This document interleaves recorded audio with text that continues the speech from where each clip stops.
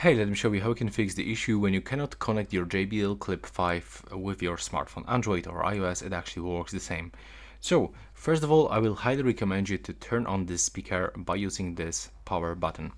And next, you will have to use this two buttons combination, click and hold them together until your smartphone turns off. There we go. Now the speaker will goes off, so we have to, it will be shut down, so we have to release these both buttons. And now just close this JBL application.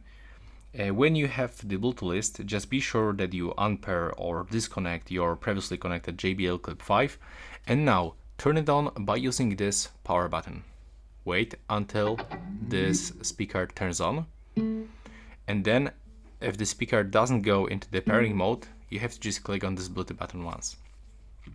Then be sure that you connect this speaker by using the Bluetooth settings on your smartphone. So just select your speaker from available devices list and accept pairing request.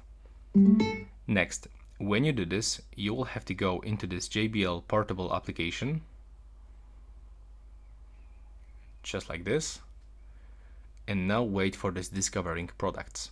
Be sure that your speaker is still turned on, and after a few moments it will be automatically detected in the application. And that's all for this video. Right now, please subscribe to my channel.